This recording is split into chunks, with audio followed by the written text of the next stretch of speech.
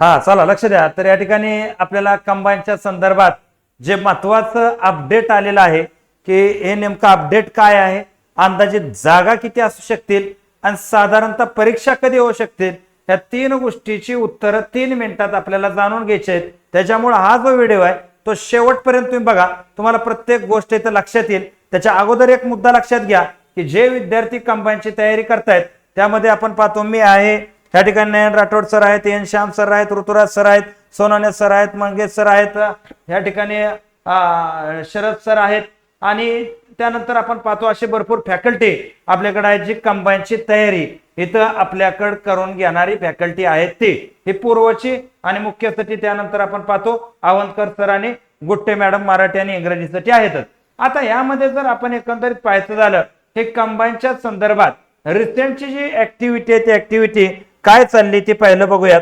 पहिला मुद्दा हा आहे की इथं आजचं हे ट्विट आहे की देवेंद्र फडणवीस साहेब जे आहेत त्यांनी सांगितलं की शासन सेवेतील गट ब आणि गट क या पदासाठी तत्काळ जाहिरात प्रकाशित करावी अशी आयोगाला विनंती केल्यानंतर आयोगाच्या अध्यक्षांनी सांगितलं की येत्या आठवड्यात ही ऍड काढली जाईल.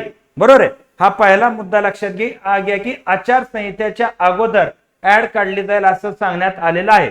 परंतु यात सगळ्यात महत्वाचा विषय असा असेल की जागा किती असतील का. तर जागेच्या संदर्भात जर आपल्याकडे एक इन्फॉर्मेशन अशी आहे की जुना आपण पाहतो आरटीआय जो आहे तो आरटीआय टाकल्यानंतर आपल्या हाती जी माहिती लागली होती की जसं 2024 साठी या ठिकाणी तांत्रिक सहाय्यकची गट क ची 9 पदं आहेत, उद्योग निरीक्षकची या ठिकाणी 39 पदक आहेत, त्यानंतर लिपिक टंकलेखची 742 आहेत, कर सहाय्यक गट क ची 482 आहेत, पीएसआय ची 441 आहेत, त्यानंतर या ठिकाणी एसटीआय वगैरे असं पकडून 1977 जागाचं मागणी पत्रक गेलंय असं आपण मानत होतो. परंतु यामध्ये परत आपल्याला समजलं की 441 पीएसआयचं अद्याप मागणी पत्रक दाखल झालेलं नाही आणि यामध्ये असं म्हणणं होतं की किमान 4 ते 5 हजार जागा ह्या क्लेरिकलच्या ऍड होणार आणि मोठी एक 7-7.5 हजाराची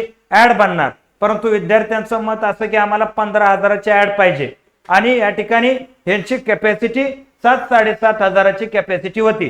परंतु सद्य स्थितीला जर आपण पाहायचं झालं आयोगाकडे जर मागणी पत्रक नाही, या ठिकाणी वित्त विभागानं परमिशन दिलेली नाही आणि त्यानंतर ही प्रक्रिया म्हणजे डिपार्टमेंट कडूनच जागा किती आहेत का तर गेल्या जागेचे रिझल्ट लागलेले नाहीत क्लर्कचे, या ठिकाणी टॅक्सचे, हे जर रिझल्ट अजून पेंडिंगला आहेत तर या ठिकाणी नवीन मागणी पत्रक आम्ही देऊ शकत नाही असं या ठिकाणी प्रत्येक डिपार्टमेंटचं म्हणणं आहे. मग या सगळे रिझल्ट लागण्याची प्रक्रिया, त्यानंतर जागा ऍड होण्याची प्रक्रिया, ही प्रक्रिया तर सध्या लगेच आचारसंहितेच्या आत किंवा येत्या आठवड्यात होईल असं वाटत नाही.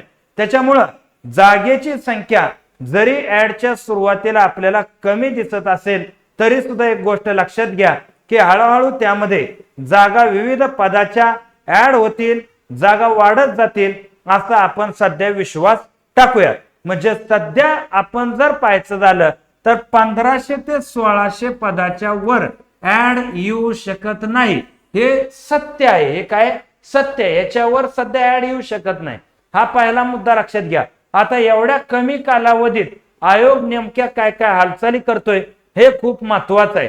आणि सपोज जर आपण पाहायचं झालं की ह्या गोष्टीनुसार ऍड पडणारच आहे, येत्या आठवड्यातच पडणार आहे, तर याची एक्झाम कधी होऊ शकते तर ती होऊ शकते डिसेंबरच्या एकतर लास्ट वीक मध्ये होऊ शकते किंवा जानेवारीच्या या ठिकाणी पहिल्या आठवड्यामध्ये ही एक्झाम होऊ शकते. जर आता म्हणतायत तशी ऍड आली तर बघूयात काय होतंय ते. आपल्याला वेळोवेळी जे काय माहिती आहे अपडेट आहे हे आपल्या टेलिग्रामवर टाकलं जाईल. तिथं तुम्ही टेलिग्राम लिंक जॉईन करा, तिथं तुम्हाला हे अपडेट प्राप्त होणारच आहे. तर एवढीच माझ्याकडे इन्फॉर्मेशन होती. हे देऊन या ठिकाणी मी थांबतो. जय हिंद, जय महाराष्ट्र.